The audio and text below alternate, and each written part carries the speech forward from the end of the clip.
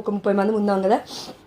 ఇంతమందిలో even join అవ్వని వాళ్ళలో కూడా చాలామంది బిడ్డలు పరిస్థితులను చూసి భయపడ్డారు, కుటుంబ పరిస్థితులను చూసి భయపడ్డారు, లేదంటే ఒక ఆందోళన, అలజడి, లేదంటే భర్తలో మార్పు లేకపోవడం వల్ల, కుటుంబంలో మార్పు లేకపోవడం వల్ల ఒక నిరుత్సాహంలోకి వెళ్ళిపోయారు.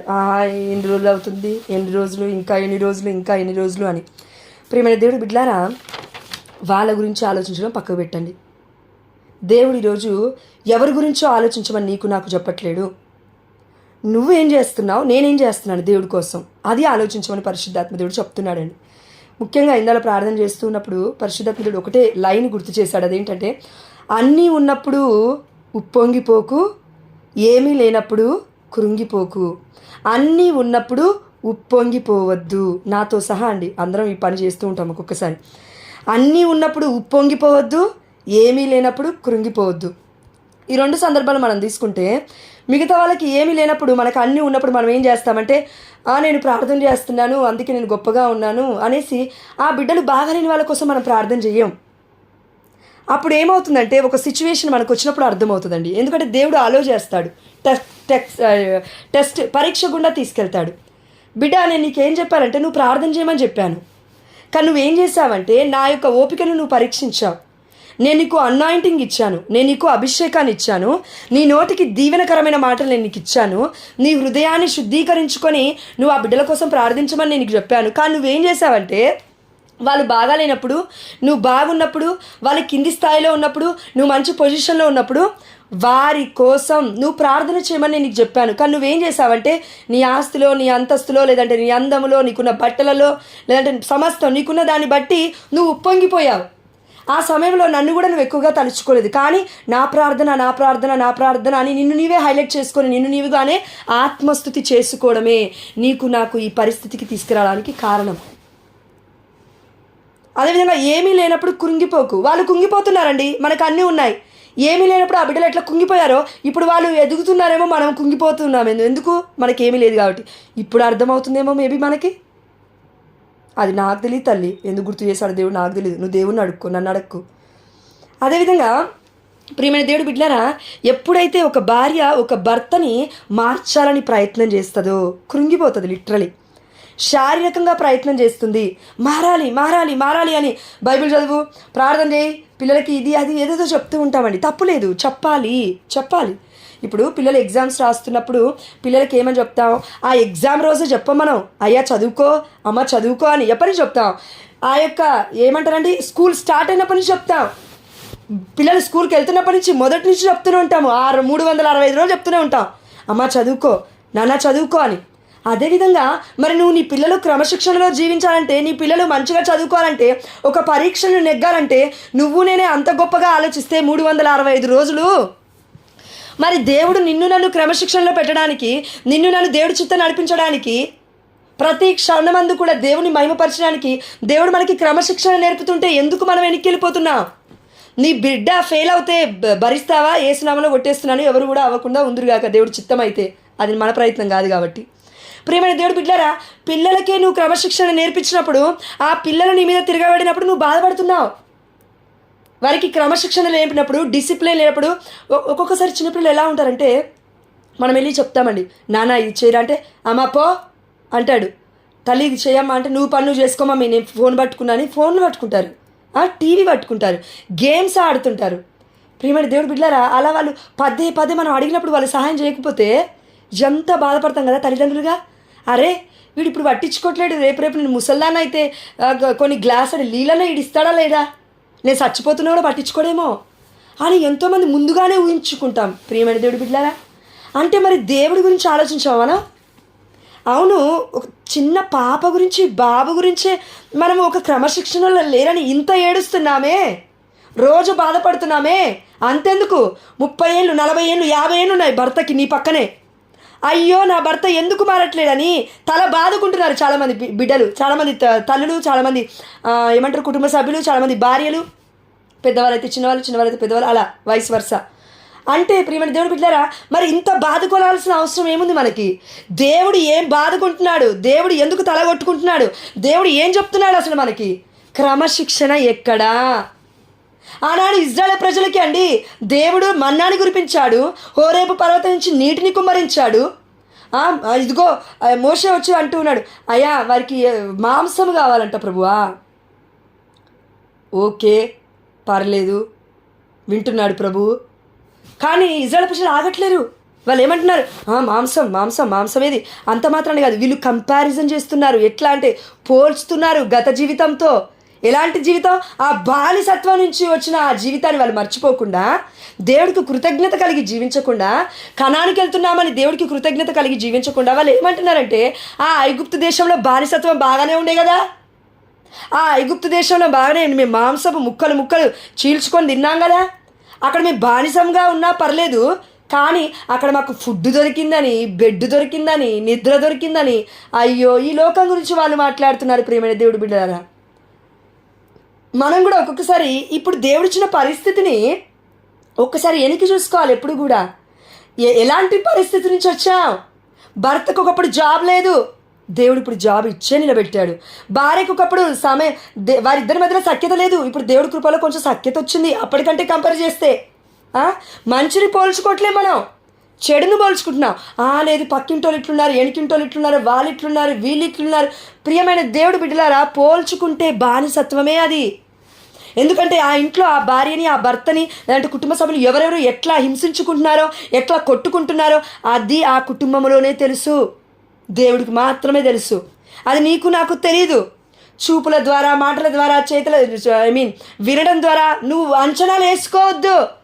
ఒక పక్కింటి ఆయన బాగా బాగుపడి అన్యుడు కారు కొనగానే అమ్మో కారు కొన్నాడట. సరే, ఒకటే గుర్తుపెట్టుకోవాలి మనం అందరం, ఆ బిడ్డ కారు కొనింది. ఎట్లా కొనింది? తన కుమారుడు మొట్టమొదటిగా ఒక యాక్సిడెంట్లో కారు ప్రమాదం జరిగింది. కారు ప్రమాదం జరిగిన తర్వాత కారు మొత్తం పొట్టు అయింది. దేవుడి కృపలో బిడ్డ బతికే ఉన్నాడు. కానీ ఆపోజిట్లో వస్తున్న బైక్ మీద వస్తున్న భార్య, భర్త, ఇద్దరు పిల్లల్ని ఢీకొట్టాడు. ఈ సందర్భంలో ఏమైందంటే, భార్య బాగానే ఉంది, ఇద్దరు పిల్లలు బాగానే ఉన్నారు. డ్రైవర్ అంటే ఆ యొక్క బైక్ నడిపిస్తున్న తన భర్త చనిపోయాడు. ఇప్పుడు ఈ పిల్లాడు అంటే ఈ బాబు ఆ బిడ్డను బ్రతికిస్తాడా? బ్రతికించలేడు. మరి ఆ కుటుంబాన్ని పోషిస్తాడా? పోషించలేడు. ఆయనకేం పట్టింది? అంటే ప్రియమైన దేవుడు బిడ్డలారా, మనం అనుకునేది మనం అనుకుంటూనే ఉంటామండి. మనం అనుకుంటే వాళ్ళకి ఏమైందండి, బాగానే ఉంది. అయ్యో, కారు కొన్నప్పుడు ఎలాంటి శ్రమలతో కొన్నారు, ఏ ఈఎంఐలు పెట్టారు, ఎంత లోన్ తీశారో, ఇల్లు కట్టినప్పుడు ఎంత లోన్ తీసుకున్నారో, ఇవన్నీ మనకు తెలియదండి. కానీ మనం ఏమంటామంటే, ఎదురుగా కనబడుతుంది కదా కారు, ఎదురుగా కనబడుతుంది కదా ఇల్లు, ఎదురుగా కనబడుతుంది కదా నీకు నాకు పట్టు చీరలు కట్టుకున్నట్టు, అది చూసి మనం ఏమంటాం, అయ్యో వీళ్ళకేం తక్కువ అండి, మస్తు రిచ్గా అయిపోతున్నారని అనగానే ఆమె ఏమనుకుంటుందంటే, అమ్మో దిష్టి పెట్టిరండి, అందుకేనేమో అండి నేను కింద పడిపోతున్నా. ఒక క్రిస్టియన్ మాట్లాడకూడని 2 మాటలు, దిష్టి, cancel in the mighty name of Jesus. ఇంకొక మాట, అదృష్టం నీ నా క్యాలెండర్లో ఉండకూడదు, చింపి పడేదాన్ని. ఆమేన్, హల్లెలూయా. అదృష్టం అనే నువ్వు మాట మాట్లాడుతున్నావంటే నీలో నాలో దేవుడి స్పిరిట్ లేదు. పరిశుద్ధాత్మ దేవుడు అదృష్టం గురించి మాట్లాడు. అవును, ఒకవేళ మాట్లాడితే అదృష్టం అంటే నా దేవుడే నాకు. అదృష్టం, దురదృష్టం, సమస్తం ఏది చేసినా నా దేవుడి చిత్తం. మాట్లాడితే ఇలా మాట్లాడు, అంతేగాని అయ్యో అదృష్టం లేదేమో అండి. ఒక ఆమె డైలాగ్ కొట్టిందండి ఒకసారి నేను మాట్లాడుతున్నప్పుడు, షీఈ్ ఎ జెనటైల్, ఆమె అన్నిరాలు, పర్లేదు అన్నిరాలు మాట్లాడిందంటే పక్క పెడదాం. కానీ క్రైస్తవులు కూడా ఇలాంటి మాటలు మాట్లాడుతున్నారు ఏంటి ప్రియమైన దేవుడి బిడ్డలారా? అదేంటంటే, ఇదిగో సముద్రం అంత ప్రయాసపడ్డా మనం, సముద్రంతో అదే ఇప్పుడు ఫర్ ఎగ్జాంపుల్ సముద్రం ఇంత పెద్దగా ఉంది, అంత కష్టం పడ్డా కూడా చిటికడంతా అంటే దాంట్లో ఉన్న నీటి చుక్కంత అదృష్టం ఉండాలండి, అప్పుడే వస్తుందండి దీవెన అంట. ఈమె పెద్ద ఫిలాసఫరు, ఈమె పెద్ద దేవుడు, ఆమె చెప్తుంది మరలా. నేను ఆమెనేమంటలేను, ఆమెలో ఆలోచనలు నేను అంటున్నాను. ప్రియమైన దేవుడి బిడ్డలారా, ఎట్లా ఆలోచిస్తున్నాం మనం? అదృష్టం గురించా మాట్లాడేది? అరే, బైబిల్ చదువుతున్నాం, వాక్యం చదువుతున్నాం, దేవుడు అంటే ఏంటో తెలుసు, గొప్పతనం తెలుసు, వాక్యం తెలుసు, దేవుడు ఎంత గొప్ప కార్యాలు చేస్తాడో తెలుసు. ఏమండి, ఒక్కసారి ఆలోచించండి, అసలు పరిశుద్ధమైన గ్రంథము ఎవరి కోసం లిఖించాడు దేవుడు? ఎవరి కోసం? మన కోసమే. దేనికి? ఆనాడు ఇజ్రాయేలు ప్రజలు చేసినట్లు మీరు చేయకూడదు. ఏం చేశారు వాళ్ళు? మన్నాని పరలోక రాజ్యం నుంచి దేవదూతల ఆహారం దేవుడిస్తే ఇదేం పాడుకూడు అన్నారాళ్ళు. మనం కూడా అలానే అంటున్నామా ఏంటి? ఇదేం పాడు జీవితము, ఇంకా ముందుకెళ్ళట్లేదు. కానీ పాస్ట్ లైఫ్ని మర్చిపోయావా? దేవుడు ఎన్నో ఎన్నో మేలు చేశాడు, అది మర్చిపోయావా? బ్రతికే ఉన్నాం, స్టిల్ వీఆర్ అలైవ్, రైట్? ఇప్పటికీ బ్రతికే ఉన్నాం. చూడండి దేవుడు బిడ్డలారా, ఒకటి గుర్తుపెట్టుకుందాం ఈ సమయంలో. కృతజ్ఞత కావాలంటే మనందరికీ భర్త గొప్పతనం, భర్తను బట్టి ఏడవడం కాదు. భర్త గొప్పతనము వితంతురాలను అడుగు తెలుస్తుంది. తల్లిదండ్రుల గొప్పతనము అనాథ పిల్లలను అడుగు తెలుస్తుంది. పిల్లల గొప్పతనము గర్భఫలం పొందుకోలేని భార్య భర్తలను తెలుస్తుంది. ఎప్పుడైనా సరే అండి, ఏదైతే ఏ బిడ్డలకైతే లేదో అది వారికి ఘోరమైన ఒక కొదువ, వారికి లోపము, లేదంటే వారికి ఒక ఏదో లోటు వారి యొక్క జీవితంలో, అది లేదే అది లేదే అది లేదే అని. కానీ నువ్వు నేను అలా కాదు, ఉన్నదాని గురించి కంప్లైంట్ చేస్తున్నాం దేవుడికి. ఈ ఆహారం ఎందుకయ్యా, ఈ నీళ్ళు ఎందుకయ్యా, ఈ ఇంతకుముందుకు వాషింగ్ మిషన్ లేదు, ఈ వాషింగ్ మిషన్ ఎందుకయ్యా, ఇంకా పెద్ద టెక్నాలజీ వస్తే బాగుండయ్యా, పడుకొని మరి పనులు చేసుకునేదానిగా. ఇంకా లేదంటే బీరువా, అంతకుముందుకు కిటికీలలో నీట్గా పెట్టుకునేది స్త్రీలు, గంటలు గంటలు చదరాలి ఇల్లంతా. కానీ ఈ రోజుల్లో బీరువా వచ్చింది. ఆ బీరువాలో వేసావా, కబోర్డ్లో ఇసిరేసావా, బట్టలు మడత పెట్టినా ఒకటే, మడత పెట్టకపోయినా ఒకటే, పని మొత్తం తగ్గింది. నేను మడత పెట్టే స్త్రీల గురించి మాట్లాడట్లేనండి, అందులో ఇసిరేసే స్త్రీల గురించి మాట్లాడుతున్నా. నాలాంటి వాళ్ళ కోసం, నాలాంటి వాళ్ళు ఉంటారు కదా. ప్రియమైన దేవుడు బిడ్డలారా, అన్నీ ఉన్నప్పుడు ఉప్పొంగుతున్నామేమో మనం చూసుకోవాలి. ఆ యొక్క గర్వము అనేది నాశనానికి ముందొస్తుందని వాక్యం సెలవిస్తుంది. మనం ఎప్పుడు ఒకే రీతిగా ఉంటే కొన్ని పరిస్థితులకి మనమే కారణమండి. చూడండి, ఎప్పుడు కూడా దేవుని దూషించేవాడు ముందుకెళ్ళడు. 24 గంటలు దేవుని ప్రశ్నించేవాడు పిచ్చివాడు అవుతాడు అని సొలొమోను జ్ఞానగ్రంథం ఉంది. సొలొమోను జ్ఞానగ్రంథం శిలాపుత్రుడైన యేసు జ్ఞానగ్రంథంలో ఉన్నాయండి. నేను ఉట్టి మాటలు చెప్పట్లేను, అంటే ఎప్పుడో చదివాను నేను, నాకు గుర్తు రావట్లేదు. ఒకసారి చూద్దాం రండి.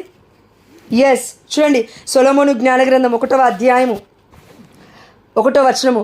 లోకము నేలు రాజులారా, రాజులకు కూడా దేవుడు చెప్తున్నాడు, కేవలం మనుషులకే కాదు రాజులకి చెప్తున్నాడంటే ఇంకా మన పరిస్థితి.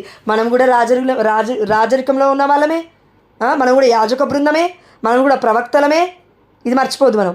లోకము నేలు రాజులారా, మీరు న్యాయము పాటింపుడు. అదేంటి ఆ న్యాయము? మీ హృదయములను ప్రభు మీద లగ్నము చేసుకొనుడు. అసలు ప్రభు మీద లగ్నము చేసుకొని ఉందా మనకి?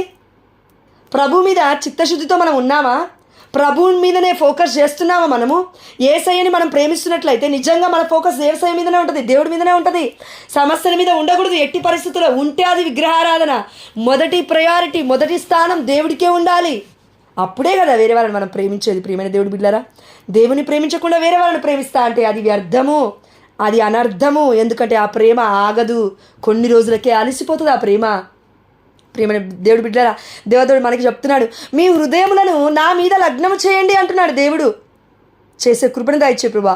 చిత్తశుద్ధితో ఆయన కొరకు గాలింపుడు. చూడండి, చాలామంది ఈ రోజుల్లో జాబ్ లేకపోతే జాబ్ కోసం ఎంత పరితపిస్తారు చూడండి మీరు. అరే, 1 కాదు, 2 కాదు, 3 కాదు, 40 ఇంటర్వ్యూలకు పోతారు. 41 ఇంటర్వ్యూ అయినా నేను గెలవకపోతానా, నా కుటుంబాన్ని పోషించకపోతానా, లేదంటే పెళ్లి చేసుకోకపోతానా అనే నమ్మకంతో గో ఆన్ ట్రయింగ్ వెళ్తూనే ఉంటున్నారు, ప్రయత్నం చేస్తూనే ఉంటారు, మళ్ళీ పడిపోతారు, మళ్ళీ ఫెయిల్ అవుతారు ఒక ఇంటర్వ్యూలో. అయినప్పటికీ పర్లే, ఒక 10 ఇంటర్వ్యూలకి వెళ్ళినప్పుడు, మొదటిసారి ఇంటర్వ్యూకి వెళ్ళినప్పుడు మొదటి రౌండ్లో పాస్, 2వ రౌండ్లో పాస్, 3వ రౌండ్ గ్రూప్ డిస్కషన్ లేదంటే జామ్ అనే సెషన్ ఉంటుంది. కథం ఫట్ భయపడి గ్రూప్ డిస్కషన్లో ఫెయిల్ అవుతారు కొంతమంది. అంటే జాబ్ రాలేదు, మరలేం చేస్తుంది, మళ్ళీ ఆవిడ అక్కడికే, అమ్మాయినా అబ్బాయినా, మళ్ళీ 2వ ట్రయల్, 2వ ఇంటర్వ్యూ, మళ్ళీ అక్కడికి ఆపుతుందా? లేదు, మళ్ళీ జాబ్ వస్తుంది, ఏమో దేవుడు చూపిస్తాడేమో, లేదంటే దేవుడు చూపించకపోయినా కొంతమంది ఏంటంటే ప్రయత్నం చేయాలి, ఎందుకంటే నా తల్లిదండ్రులు నన్ను బాగా హింసిస్తున్నారు, నన్ను బాగా బాధ పెడుతున్నారు, జాబ్ చేయి అంటున్నారు. ఆస్తిపాస్తులు అన్నీ వెనకబెట్టుకుంటారు, బిడ్డలనేమో రుద్దుతుంటారు, హైదరాబాద్కి వెళ్ళు. అదే పల్లెటూరులో ఆ బిడ్డకి పొలం ఇచ్చి, అయ్యా నేర్చుకోయా అని చిన్నప్పటి నుంచి నేర్పిస్తే పొలం పని జాబ్ కాదా? దూరంగా వెళ్ళి అమెరికాలో నుండి చేస్తే జాబ్ అది? రైతులు వద్దా? రైతుల గురించి ఆలోచించవా? రైతు కుటుంబంలో ఉన్న నువ్వు నేనే రైతుల గురించి ఆలోచించవా? మనకి బిజినెస్లు కావాలా, మనకి జాబులు కావాలా, పెద్ద పెద్ద బంగ్లాలలో అద్దాల రూమ్లలో కూర్చోవాలా, ఫోటోలు తీసి పెట్టాలా నీ కుమారుడు, ఫోటో తీసి పెట్టాలా నీ కుమార్తె? ఏం ఆలోచిస్తున్నామండి మనం అందరము? ప్రియమైన దేవుడు బిడ్డలారా, దేవుడు అంటున్నాడు, అన్నీ ఉన్నప్పుడు ఉప్పొంగిపోకు, ఏమీ లేనప్పుడు కృంగిపోకు. చూడండి, ఎవడు దేవుళ్ళో స్థిరత్వంగా ఉంటాడో, ఎవడైతే దేవుడిని చిత్తశుద్ధితో ప్రార్థన చేస్తాడో వాడికి ఉండే మొట్టమొదటి గుణం ఏంటి తెలుసా? స్థిరత్వం, కాన్స్టాంటిటీ అంటాం దాన్ని. అంటే అన్ని వేళ ఒకే రీతిగా ఉంటాడు. ఏదో ఆస్తిపాస్తులు వచ్చాయని ఉప్పొంగిపోయి అందరిని ఇంటికి పిలిచి అన్నదానాలు చేయడం కాదు. అంటే ఉన్నల గురించి మాట్లాడుతున్నాను నేను, బయట అన్నదానం చేసేది కాదు. అదేవిధంగా అన్నీ కోల్పోయినప్పుడు అయ్యో ఒకప్పుడు నేను మస్తు చేశానండి ఇప్పుడు చేయలేకపోతున్నానండి కృంగిపోవడం కాదు. అప్పుడు చేయగలిగే కృపను దయచేయి ప్రభువా, ఇప్పుడు చేయగలిగే కృపను దయచేయి ప్రభువా అని ఒకే రీతిగా దేవుని స్తుతించే వారిని దేవుడు వెతుకుతున్నాడండి. ఎస్, దేవుడికి అన్నీ తెలుసు. చీమ ఎప్పుడు చచ్చిపోతుందో కూడా దేవుడు తెలుసా? మన కళ్ళకి అవి కనబడవు. చీమల పుట్టలు ఇంతున్నప్పుడే మనకు కనబడుతుంది. అంటే ఒక సమూహం ఉన్నప్పుడే మనకు కనబడుతుంది ప్రియమైన దేవుడు బిడ్డలారా. కానీ ఆ చీమలో కూడా ఇండివిజువల్గా దేవుడు పేరు పెట్టి పిలవలే చీమ అని. కానీ నీకు నాకేం చెప్తున్నాడు? ఈ గ్రూప్లో ఇంతమంది ఉన్నా పేరు పెట్టి పిలిచాడు, జోసఫిన్ అని, లేదంటే మేరీ అని, లేదంటే మన ఎవరు మంజుల అనే బిడ్డని పేరు పెట్టి దేవదేవుడు పిలుస్తూ ఉన్నాడు. నిన్నటి రోజు నేను చెప్పాలనుకున్నా మర్చిపోయాను. మౌనిక అనే బిడ్డని దేవదేవుడు పేరు పెట్టి పిలుస్తూ ఉన్నాడు. ఆమె హల్లెలూయా. దేవదేవుడు నిన్నటి రోజున చెప్పమన్నాడు, బట్ నేను మర్చిపోయానమ్మా, సారీ, నన్ను మన్నించండి. ఆయన ఇంకొకటి రాసుకున్నాను, నేను మళ్ళీ చెప్తాను, ఒక్క నిమిషం. Thank you Jesus, praise you Jesus, we adore you Jesus, we glorify you Jesus, we thank you Jesus. Monika, Manjula, ఆయన మణికంఠ అనే అబ్బాయి మన గ్రూప్లో లేరనుకుంటా, కానీ మీకు తెలిసిన వాళ్ళు ఎవరైనా ఉంటే బిడ్డలకు చెప్పండి. మణికంఠ అనే అబ్బాయిని దేవదేవుడు దీవిస్తూ ఉన్నాడు. ఆమె హల్లెలూయా. ప్రియమైన దేవుడు బిడ్డలారా, ఈ 3 పేర్లు దేవుడు నిన్న చెప్పాడు, కానీ నేను మర్చిపోయాను. ఈరోజు మళ్ళీ జపమాల ప్రార్థన చేసుకుంటుంటే యేసుప్రభుల వారు మాట్లాడుతూ ఉన్నప్పుడు మన మేరీ అక్క మెసేజ్ చేసింది నాకు, అరే మంజుల అని ఒక అమ్మాయి అండి తన భర్త కోసం ప్రేయర్ చేయమని చెప్తుందిరా అని. నాకు ఎమ్మటే స్ట్రైక్ అయింది. ప్రభా, ఈ పేరు నువ్వు నిన్న చెప్పావు ప్రభా, నేను అవిధేయత చూపించాను ప్రభా అని మస్తు బాధపడ్డానండి నిజంగా. సారీ మ్యామ్ ఫర్ దట్, దానికి నన్ను మన్నించండి. అయితే మనం ఇక్కడ ఒక వాక్యము ధ్యానిస్తున్నాం, అదేంటంటే ఎన్ని ఉన్నా ఒకేలాగుందాం, అన్ని లేకపోయినా ఒకేలాగుందాం. ఎందుకంటే దేవుడి బిడ్డలకి డాంబికత్వం పనికిరాదండి. శారీరక డాంబికత్వము, ఆధ్యాత్మికమైన డంబము, శారీరక సంబంధించిన డంబము, డబ్బున్నప్పుడు ఒక డంబము, మంచి వస్త్రాలు ఉన్నప్పుడు వస్త్రధారణ మంచిగా ఉన్నప్పుడు పట్టించులు ఉన్నప్పుడు ఒక డంబము, ఏమీ లేనప్పుడు సారీ అమ్మ నన్ను నేను తిట్టుకుంటున్నాను, లేబర్ దానిలాగా కట్టుకుంటాను నేను చీరలు. నేను పట్టించులు కట్టను. మామూలుగా మీరు చూస్తూ ఉంటారు ఆ ఫోటోలు అట్లా హైలైట్ కనబడుతున్నాయి. అవి మీరు ఇంటికి వచ్చి చూడండి, చూపిస్తాను నేను. సింపుల్ శారీస్ ఉంటాయి, సాటిన్ శారీస్. అంటే నేను నా గొప్పతనం చెప్పట్లేదు తల్లి, మామూలుగా చెప్తున్నాను నేను. ఇంకా ఉన్నాయి సగానికి సగం నేను పంపిస్తాను. మా అమ్మ లాస్ట్ టైం మొన్న వచ్చినప్పుడు అంటుంది, మా అమ్మ చీరలై బీరువాలో, బట్టలై కబోర్డ్లలో అంటుంది. నేను అన్నాను, చాలు, ఇంకా అంతకన్నా ఎక్కువ ఎందుకు, పోయేటప్పుడు వేసుకొని పోతావా ఏంటి సమాధిలోకి? ప్రియమైన దేవుడి బిడ్డలారా, నేను చెప్తున్నాను మరలా ఇంకొకసారి, మనం ఎప్పటికైనా క్రీస్తులో ఉండడం అంటే మనల్ని చూసిన వాళ్ళు కూడా గుర్తుపడతారండి ప్రవర్తన ద్వారా. అదేంటంటే, ఇదిగో అన్నీ ఉన్నప్పుడు ఉప్పొంగిపోవద్దు, ఏమీ లేనప్పుడు కృంగిపోవద్దు. భర్త మారతలేడు అని కృంగిపోవద్దు, భర్త మారాడు కదా అని ఉప్పొంగిపోవద్దు. దేవుడికి స్తుతి ఆరాధన ఇవ్వాలి, అదేవిధంగా సాక్ష్యం చెప్పుకోవాలి గ్రూప్లో, అది దేవుడికి మహిమ. ఆయన ఇంకొకటి అండి, మనం ఒక్కొక్కసారి ఎందుకు మనం ఇలా పడిపోతూ ఉంటామండి, ఎందుకు మనము గర్వంలోకి వస్తూ ఉంటాం ఒక్కొక్కసారి, లేదంటే గర్వం అని కాదు, లేదంటే మొత్తం సాతానులోకి మనం పడిపోతాము. ఎందుకంటే అక్కడ 2 కారణాలు ఉన్నాయండి. ఒకటి, దేవుడు చెప్పినప్పుడు మన మహిమ పరచం అస్సలే. నిజంగా మనలో చాలామంది ఉన్నాం అలా. దేవుడు అంటాడు, అమ్మా నీకు నోరిచ్చాను, నీకు కళ్ళిచ్చాను, నీకు ముక్కిచ్చాను తల్లి, నీకు అవయవ భాగాలు ఇచ్చానమ్మా, అన్నీ పనిచేస్తున్నాయి తల్లి. ఎందుకు తెలుసా? నేను ఆ స్లీవ మీద అన్నిటినీ చితక ద్రొక్క బడి ఉన్నాయి. Shame, he gone through shame, right? ఒక్కసారి ఆలోచించమ్మా. ఈ చిన్న చిన్న బాధలు వస్తేనే తట్టుకోవట్లేవు. ఒకరి ముందు నన్ను ఎవరైనా షేమ్గా ఇజ్జతి తీసి పడేస్తే బ్రతుకుతావా నువ్వు నేను? అంతెందుకు, ఎవరైనా పేరెంట్ అనుకో పెళ్ళికో పిలిస్తే ఏదైనా అవమానం చేస్తే ఏమంటావు నువ్వు నేను? ఎందుకు పిలవాలి, ఎందుకు నన్ను వీళ్ళు బాధ పెట్టాలి అని అంటావా లేదా? కానీ ఆ అవమానాన్ని ఎంత మటుకు నువ్వు నేను స్వీకరిస్తాం. కానీ యేసయ్య అంతకన్నా భయంకరమైన షేమ్, ఘోరమైన సిచ్యువేషన్ గుండా, పరిస్థితుల గుండా యేసయ్య వెళ్ళాడు. ఎందుకు? నా సిగ్గుమాలిన తత్వాన్ని, దేవుని తృణీకరించే తత్వాన్ని, నువ్వు అవసరం లేదు, నీ వల్ల నాకే అద్భుతాలు కావట్లేదని నోరు మూసుకొని, నా వల్లే ఈ అద్భుతమైంది, నేనే ప్రార్థన చేస్తున్నా గంటలు, నేనే మొత్తుకుంటున్నా అని నేను ఊహించుకొని దేవుడి మహిమని దొంగిలిస్తున్నాము. కాబట్టి బంధకాలలో ఒక్కొక్కసారి పడిపోతున్నాం. ప్రియమైన దేవుడి బిడ్డలారా, దుష్టుడికి చాలా ఇష్టం దేవుని మహిమ పరచడాడు. ఇది గుర్తుపెట్టుకో. నువ్వు నేను గుర్తుపెట్టుకోవాల్సింది ఒక్కటే, అన్ని పక్కకు పెట్టు. ప్రభువా ఈరోజు నిన్ను మహిమపరచాలి, నిన్ను మహిమపరిచే పనిని నాకు ఇవ్వు ఈరోజు. అంతే, సింపుల్. జాబ్ ద్వారా మహిమపరచొచ్చు, బిజినెస్ ద్వారా మహిమపరచొచ్చు. నీ పనులు విడిచిపెట్టుకొని మొత్తం నేను రమ్మని చెప్పట్లేనమ్మా. దేవుడు ఒకవేళ ప్రత్యేకంగా పరిచర్యకి ఎన్నుకుంటే అన్నీ విడిచిపెట్టుకోమంటే అప్పుడు రావడం అది ప్రత్యేకం, అది గొప్ప విషయం. నేను చెప్తున్నానండి, 3 సార్లు నాకు పెద్ద పెద్ద ప్రవక్తలే ఆ బిడ్డలు, పెద్ద పెద్ద ప్రవక్తలు చాలా గొప్పగా ప్రేయర్ చేస్తారు. 24 hours they are in Christ. ఏసైలో ఉండి వాళ్ళు 24 గంటలు ప్రార్థన చేస్తూనే ఉంటారు. They have a gift of prophecy also. ప్రవచన వరం కూడా ఆ బిడ్డలకు ఉంది. వాళ్ళు అన్నారు, జాబ్ చేస్తే ఏమవుతుంది జోష్న అన్నారు. నేను ఒకసారి సెబాస్టియన్ చర్చ్కి వెళ్ళొస్తున్నాను. ఆ రోజు నైట్ చర్చ్ లేట్ అయిపోయింది. ఆ రోజు వస్తుంటే ఒక తల్లి కలిసింది. ఎవరు కూడా నాకు తెలియదు. అక్కడ చర్చ్కి వచ్చినామా, జాబ్ చేయొచ్చుగా అమ్మ నువ్వు అన్నది మామూలుగా మాట్లాడుతున్నప్పుడు. అంటే ఆల్మోస్ట్ మళ్ళీ చర్చ్లో నేను కలబడ్డప్పుడు ఇంకొక ఆంటీ ఎవరో వచ్చి ఈ యూట్యూబ్ వాక్యం చెప్తుంది నువ్వేనా అంటే అవునన్నాను. ఆ తల్లి వచ్చి అంటుంది 50-60 ఏళ్ళు ఉంటాయి ఆ తల్లికి, 50-55 ఏళ్ళ మధ్యలో. ఆమె ఏమనింది, నేనేం అడగలేదు కానీ అడరేషన్ చేపలో ఉండి ప్రేయర్ చేస్తున్నాను కదా, వచ్చి చెప్పింది కదా, నేను నమ్మేశాను. ఏమనిందంటే జాబ్ చేయొచ్చు కదా నువ్వు, ఈ పనే చేస్తావా అనింది. నేను ఇంటికి వచ్చాను. రెండోసారి టెంప్టేషన్. అమ్మా శోధన అంటే దేవుడి చిత్తం చేయకుండా ఆపేది శోధన. మన చిత్తం చేయకుండా కొన్ని ఆటంకాలు వస్తున్నాయంటే దేవుడి చిత్తం ఏదో ఉంది అక్కడ. మన చిత్తం రుద్దొద్దు దేవుడి మీద. పరీక్ష గుండా వెళ్ళడం అనేది అండి, లిటరల్లీ చెప్పాలంటే చాలామందికి మనలో అర్థం అవ్వట్లేదండి దేవుడి ప్రేమ. అదేంటి తెలుసా, అసలు దేవుడు పరీక్ష గుండా ఎందుకు తీసుకెళ్తాడు, శోధనని ఎందుకు అలో చేస్తాడు, ఎందుకు సీదాగా వెళ్తున్న సమయంలో రోడ్డు ప్రమాదం ఎందుకు అవుతుంది, దేవుడికి తెలియకుండా ఎందుకండి అయ్యేది. చీమకు కూడా దేవుడు పిలుస్తూ ఉన్నాడు, చీమకు కూడా ప్రాణాన్ని దేవుడే ఇచ్చాడు. అలాంటిది ఈ మనిషికి నీ పేరు పెట్టి ఇండివిజువల్గా పిలుస్తున్నాడు, నిన్ను నన్ను ప్రత్యేకముగా. ప్రియమైన దేవుడు బిడ్డలారా, దేవుడు ఎందుకో పదే పదే పదే భారతి భారతి అని గుర్తు చేస్తున్నాడు. ఐ డోంట్ నో, మేబీ ఈ భారతి అక్క కావచ్చు, లేదంటే ఎవరైనా గ్రూప్కి పిలవమంటున్నాడేమో నాకు తెలీదు. దయచేసి మీకు తెలిసిన భారతీయులు ఎవరైనా ఉంటే దయచేసి గ్రూప్లోకి పిలవండి. దయచేసి మీకు దండం పెడతాను. ఆ బిడ్డ కోసం మనం ప్రేయర్ చేయాలేమో. దేవాదేవుడు అదే ప్రేరేపిస్తున్నాడు. మనం అందరం గుర్తుపెట్టుకోవాలండి, ఏదైనా ఒకటి జరిగింది నా కుటుంబంలో అంటే maybe there is a great fall. అసలు ఊహించలేని రీతిగా పడిపోయామేమో. ఇది చెప్పుకోకూడదు నాకు తెలీదు.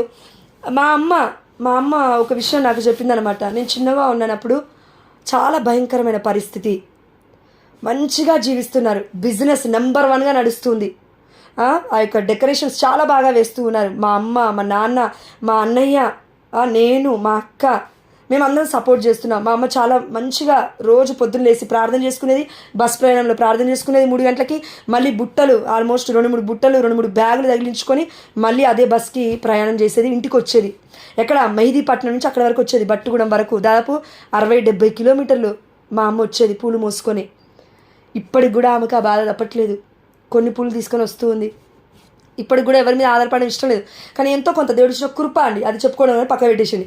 అయితే ఇప్పుడు ఏం దేవుడు మా అమ్మ ఏమనిందంటే 10 ఏళ్ళ తర్వాత మా అమ్మ నెంబర్ 1గా ఉన్నారు కుటుంబంలో. అందరి ఫ్యామిలీస్ అన్నీ ఎలా ఉన్నాయంటే, మా అమ్మ వాళ్ళ అక్క చెల్లెలు 7-6 ఉన్నారు. వాళ్ళందరూ నెంబర్ 1గా ఉన్నారు. కార్లు ఉన్నాయి, బంగ్లాలు ఉన్నాయి, ఒక్కొక్కరికి పెద్ద పెద్ద అపార్ట్మెంట్ ఫ్లాట్స్ ఉన్నాయి గచ్చిబౌలి దగ్గర, ఈ సరౌండింగ్స్లో మొత్తం మ్యాక్సిమం చాలా వెల్ సెటిల్డ్.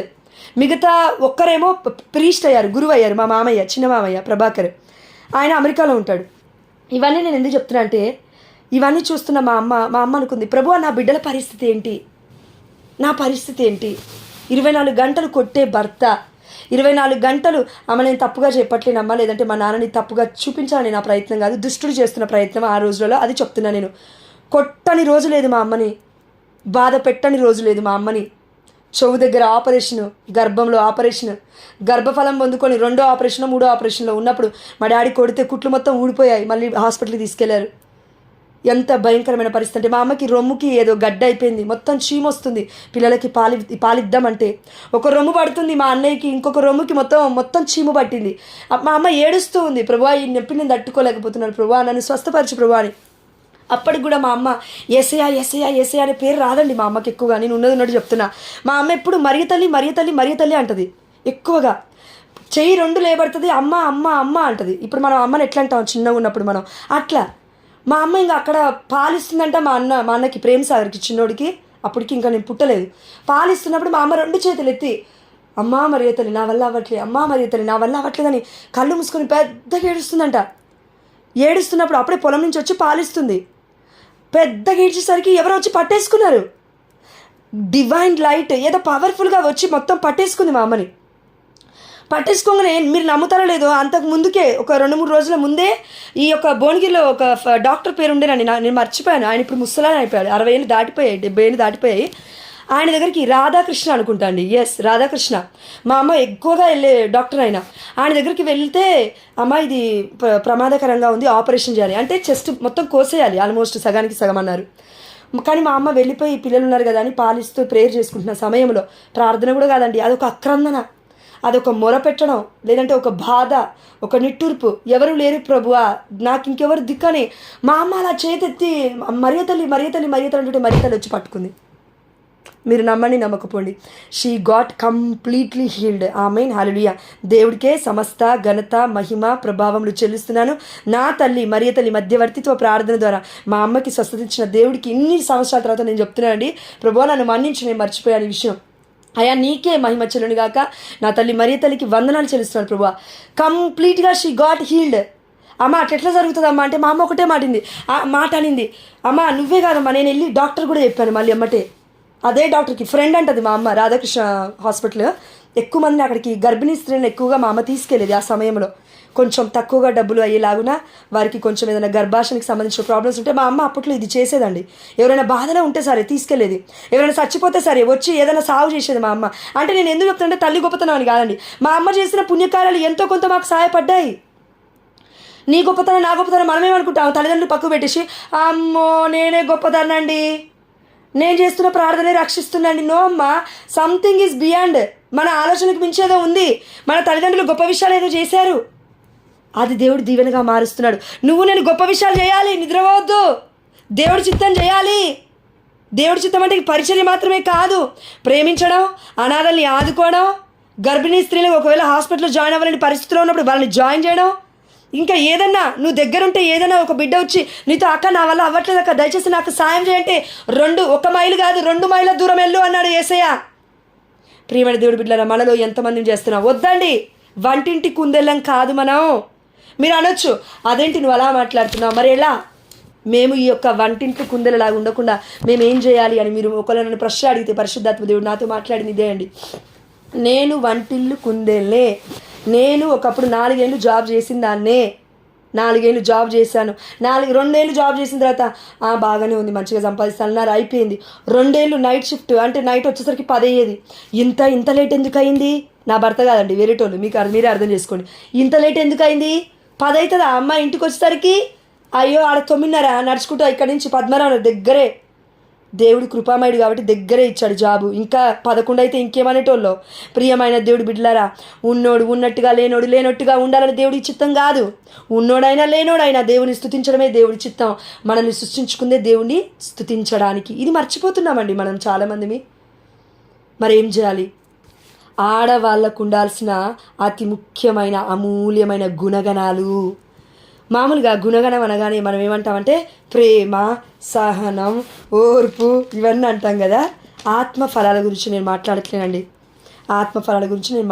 అమ్మ నువ్వు ఖచ్చితంగా ఒక దగ్గర ఉండి వినాల్సిందే ఈ 7 మాటలు. అదేంటి? 1, ప్రతి స్త్రీకి, పురుషులు కూడా ఉంటే వినండి దయచేసి, వారందరికీ కూడా. కానీ నేను ఎందుకు ఇది మాట చెప్తున్నా అంటే, చాలా కుటుంబాలు స్త్రీల ప్రవర్తన వల్లే పడిపోతాయి. మామూలుగా అమ్మ ఈ ఓన్ లాంగ్వేజ్లో ఈ యొక్క వరల్డ్, ఈ ప్రపంచం మాట్లాడుతున్న మాట చెప్తున్నాను. మా అమ్మ దగ్గర నుంచి విన్న మాట, దయచేసి తప్పుగా తీసుకోవద్దు, ఓకేనా? అదేంటంటే అమ్మ తప్పుగా అనుకోదు, ఓకేనా? మొగోడు తిరక్క చెడుతాడంట, ఆడది తిరిగి చెడుతుంది అని అనింది మా అమ్మ చాలాసార్లు అనేది.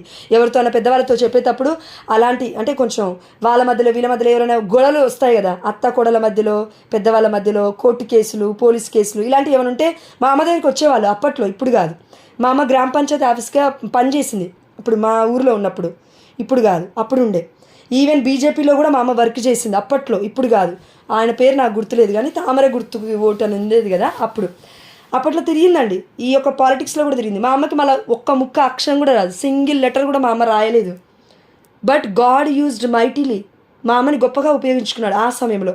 కానీ తనకి భర్త సపోర్టు లేక వెనక్కి వెళ్ళిపోవాల్సి వచ్చిందేమో, మేబీ దేవుడి చిత్తము లేదేమో. లేదంటే ఒకటి చెప్పింది మా అమ్మ, నాకు గర్వం ఎక్కువ బిడ్డ అన్నది. మా అమ్మ ఒప్పుకుందే నేను చెప్తున్నాను. నాకు గర్వం ఎక్కువ బిడ్డ, అందుకే 10 ఏళ్ళ తర్వాత గట్టిగా పడేశాడు దేవుడు అనింది. మా అమ్మ చెప్పిందంటే నిజం ఉంది అందులో. అంటే మా అమ్మ ఏదో ఎక్స్పీరియన్స్ చేసింది.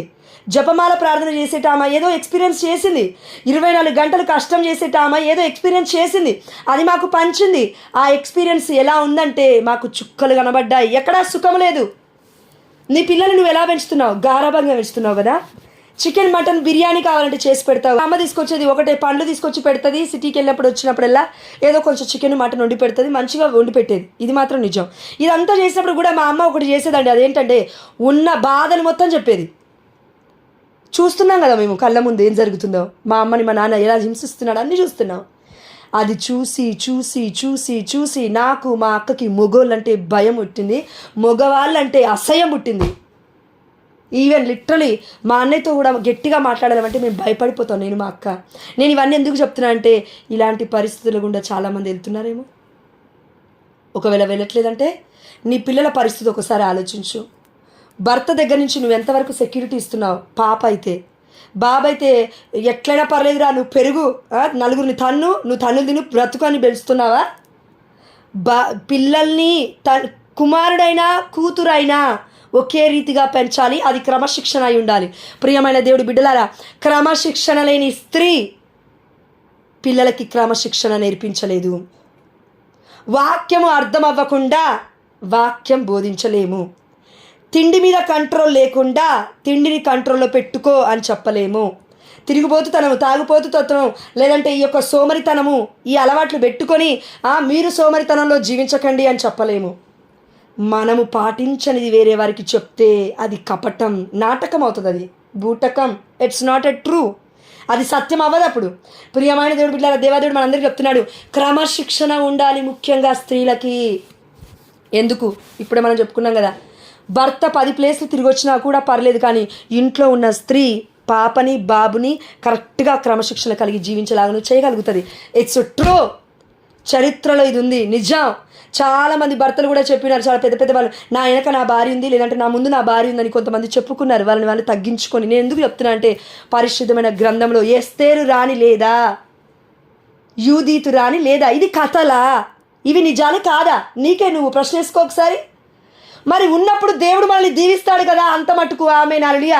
వారిని అంతగనంగా దేవాదేవుడు దీవిస్తే, బైబిల్ గురించి తెలియని బిడ్డలనే దేవుడు అలా వాడుకుంటే, పరిశుద్ధమైన గ్రంథం తెలిసిన నిన్ను నన్ను దేవుడు ఇంకెంత గొప్పగా వాడుకుంటాడు. ప్రియమైన దేవుడు బిడ్డలారా, వారికి అప్పుడు జ్ఞానం లేదేమో, మనకి ఇంకా జ్ఞానం ఉంది కదా, పరిశుద్ధమైన గ్రంథం చదువుతున్నాం కాబట్టి. మరి మనల్ని ఎందుకు దేవుడు వాడుకుంటాడు. కానీ ఎస్తేరు వలె ధైర్యం కలిగి ముందుకు రావాలి. వంటిల్లండి, బాసన్లండి, బట్టలండి, కూరగాయలండి, చికెన్ అండి, మటన్ అండి, పిల్లలండి దేవుడికి సమర్పించావా? మరి ప్రభువా నీ చిత్తము చేస్తాను, ఇదంతా నా వల్ల అవ్వదు ప్రభువా, నీ చిత్తమైతే నన్ను వాడుకో అయ్యా, ఈ సమస్యల నుండి నన్ను బయటికి తీసుకురా, నీ మహిమార్థమై నన్ను వాడుకోవడానికి వీటన్నిటిని సాల్వ్ చేయి. దేవుడికి నీకు మధ్యలో ఉన్న ప్రతి అడ్డు కూడా యేసు నామములో కూలబడునుగాక అంటే మనం అందరం అనుకుంటున్నాము అంధకారపు శక్తులని. నో, దేవుణ్ణి మనల్ని దూరం చేసే పనులు, దేవుణ్ణి మనల్ని దూరం చేసే బిజినెస్లు, దేవుణ్ణి మనల్ని దూరం చేసే ఆటంకాలు ఏమున్నాయి? ఆలోచనలు. లేదండి, అన్నిటినీ చేసిన తర్వాత దేవుడి దగ్గరికి వస్తానండి అని మనలో చాలామంది అపార్థంలో, ఆ యొక్క అపమార్గంలో పడుతూ ఉన్నాం. ప్రియమైన దేవుడు బిడ్డలారా, గుర్తుపట్టాలి. అందుకే దేవుడు అంటున్నాడు, మొట్టమొదటిగా క్రమశిక్షణ ఉండాలి. నాకు కావాల్సింది వినడం అండి, విన్నదాన్ని తప్పకుండా పాటించడం. ఈ గ్రూప్లో చాలామంది స్త్రీలే ఉన్నారు, పురుషులు చాలా తక్కువ మంది ఉన్నారు. నేను పురుషుల గురించి మాట్లాడేటప్పుడు వాళ్ళ పనులు వాళ్ళకు ఉంటాయి, వాళ్ళ జాబ్లు వాళ్ళకు ఉన్నాయి, వాళ్ళ బిజినెస్లు వాళ్ళకు ఉన్నాయి, వాళ్ళు చేస్తున్నారు. అంత మాత్రాన వాళ్ళ కొమ్ములు ఉన్నాయి, ఆ కొమ్ములకి మనం వంగాలని నేను చెప్పట్లే. ఇరగ్గొడతాడు దేవుడు కొమ్ములని. ఆమేన్. ఆ కొమ్ముల గురించి నేను మాట్లాడితే, గర్వపు కొమ్ముల గురించి నేను మాట్లాడతలే. విధేయత, వినయం, తగ్గింపు తత్వము, కుటుంబం పట్ల ప్రేమ, భార్య పట్ల రెస్పెక్ట్, గౌరవము, పిల్లల పట్ల ఒక బాధ్యత ఉన్నవాడే భర్త అవుతాడు. లేదంటే వ్యర్థమే. ప్రియమైన దేవుడు బిడ్డ, ఇది నేను చెప్పట్లేదు, తీర్పు తీర్చట్లేదు, దేవుడు చెప్తున్నాడు. వాడు బానిసే. తాగుతున్నాడా, తింటున్నాడా, డబ్బు వ్యామోహం ఉందా, ఇంకేమైనా వ్యామోహం ఉందా, స్త్రీల వ్యామోహం ఉందా, ఆ యొక్క ఫోన్లలో పిచ్చి పిచ్చి వీడియోస్ చూసే వ్యామోహం ఉందా, సగం సగం బట్టలు వేసుకునే స్త్రీలను చూసే వ్యామోహం ఉందా, వాడి వ్యామోహమే వాడిని తింటుంది. కానీ వాళ్ళ కోసం మనం ప్రార్థన చేయాలి కదా. అందుకే మనల్ని పెట్టాడు దేవుడు కుటుంబంలో. ప్రియమైన దేవుడు బిడ్డలారా, క్రమశిక్షణ లేని స్త్రీ కుటుంబాన్ని కట్టుకోలేదు. ఇది నిజం. మరి క్రమశిక్షణ అంటే ఏంటి? ఇది ఏదో నిద్రపోయినట్టుగా చేయకూడదు, పట్టుదలతో చేయగలగాలి. పట్టుదలతో. నేను గర్భిణీ స్త్రీల గురించి మాట్లాడతలేను. ఇప్పుడు మీరు లేవకపోయినా పర్లేదు, 3 గంటలకి నేను మీ గురించి మాట్లాడతలేను. ఈ విషయంలో పట్టుదలతో ప్రార్థన చేయగలగాలి. ఏది చేసినా. ఎప్పుడు ఫర్ ఎగ్జాంపుల్ 3 గంటలకు లేవాలి అనుకున్నావా, 3 గంటలకు లేచి ప్రేయర్ చేయాలి. 4 గంటలకు లేవాలనుకున్నావా, ప్రతిరోజు అదే సమయానికి లేచి ప్రార్థన చేయగలగాలి. ఏ టైం అనుకున్నాం, అయితే ఆ టైము దేవుడికి నీకు మధ్యలో ఎలాంటి ఆటంకం ఉండకూడదు. ఆ టైం దేవుడితో కలిసి మనం జీవించగలగాలి. గురు ప్రార్థన అయినా చేయగలగాలి. కష్టమైనప్పుడు లేవడం. ఇది ఆల్రెడీ మనం 3 గంటల ప్రేయర్ గ్రూప్లో అక్క వాళ్ళు రన్ చేస్తున్నారు కాబట్టి. ప్రేమైన దేవుడు బిడ్డలారా, ప్రేమతో చెయ్యాలి. ఎందుకు మనం ప్రతిదానికి అలసిపోతున్నాం? ఫర్ ఎగ్జాంపుల్, ఒకవేళ ఇందులో 2 ఇంటెన్షన్స్ ఉన్నాయి. ఒకటి, క్రమశిక్షణ కలిగి జీవిస్తున్నానండి, కానీ నాకు ఈ పనులన్నీ చేయడం ఇష్టం లేదండి, దేవుడు నన్ను పరిచర్యకి వాడుకుంటే బాగుండండి అంటే ఇది కుతంత్రం. మళ్ళా ఇందులో 2 రకాలు ఉన్నాయి. ఒకటి, ఆ యొక్క బాధ్యత నుండి, ఆ యొక్క రెస్పాన్సిబిలిటీ నుండి, లేదంటే బాసలు తోమడం కష్టంగా ఉందని వాటి నుండి ఎస్కేప్ అవ్వడానికి, వాటి నుండి దూరంగా పరిగెట్టడానికి మేబీ దేవుని సాకు అడగొద్దు. దేవుడు అట్లా చెప్పట్లేడు. దేవుడి చిత్తం ఏంటి? నువ్వు ఒకవేళ భర్తను చూసుకోవడం, పిల్లల్ని పెంచడం, కుటుంబాన్ని సఖ్యంగా నడిపించుకోవడం, బాసలు తోమడం, వంట వండడం, బట్టలు ఉతుక్కోవడం, నీ యొక్క జీవితకాలం మొత్తం ఇదే ఒకవేళ మంచిగా ఉంటే, ఇదే రన్ అవుతూ ఉంటే, మేబీ దేవుడు నీకు ఆ కుటుంబాన్ని వరంగా ఇచ్చాడు. అది నువ్వు యోగ్యకరముగా, అంటే ప్రేమతో చేయడమే దేవుడి చిత్తం. అది ప్రేమతో చేయగలగాలి. సనుక్కుంటూ గొనుక్కుంటూ ఇజ్రాయెల్ ప్రజలాగా చేస్తే ఆ ఫుడ్ బాగుండదు, బెడ్ వరకు కూడా వెళ్తామో లేదో ఉండదు. ఎందుకంటే స్ట్రెస్, ఒత్తిడితో చచ్చిపోతాం కదా లిటరలీ. అదేవిధంగా ఆ స్ట్రెస్, ఆ యొక్క ఘోరమైన ఆలోచనలు మొత్తం భర్త మీద రుద్దుతాం, పిల్లల మీద రుద్దుతాం. పిల్లలు, చిన్న పిల్లలు ఆ యొక్క హృదయాన్ని తట్టుకోలేక ఏడుస్తాయి. ఏడవడం మాత్రమే కాదు, కొంతమంది సూసైడ్ చేసుకుంటారు. కొంతమంది అయితే స్కూల్లోకి పోయి, మా అమ్మ మంచి చూసుకోవట్లేదు, మా అమ్మ చాక్లెట్ ఇవ్వలేదు, మా అమ్మ 10 రూపాయలు ఇవ్వలేదు, నీ దగ్గర డబ్బులు ఉన్నాయా అని అడుగుతారు వాళ్ళు. అడిగినప్పుడు నా దగ్గరికి ఈ డబ్బులు, మా అమ్మ 10 రూపాయలు ఇచ్చిందంటే వాడు ఏం చేస్తాడు? దొంగతనం నేర్చుకుంటాడు. మా అమ్మ 2 రూపాయలు కూడా ఇవ్వలేదు నాకు ఈరోజు అని వాడు దొంగతనం నేర్చుకుంటాడమ్మా. అంత మాత్రమే బిడ్డలకి మొత్తం ఫ్రీడమ్ ఇచ్చి మొత్తం ఊరి మీద విడిచిపెట్టమని నేను చెప్పట్లేను. Be in limit. క్రమశిక్షణ అనేది పరిశుద్ధమైన గ్రంథములో అందరికీ ఉంది, ఒక్కరికి కాదు, అందరికీ.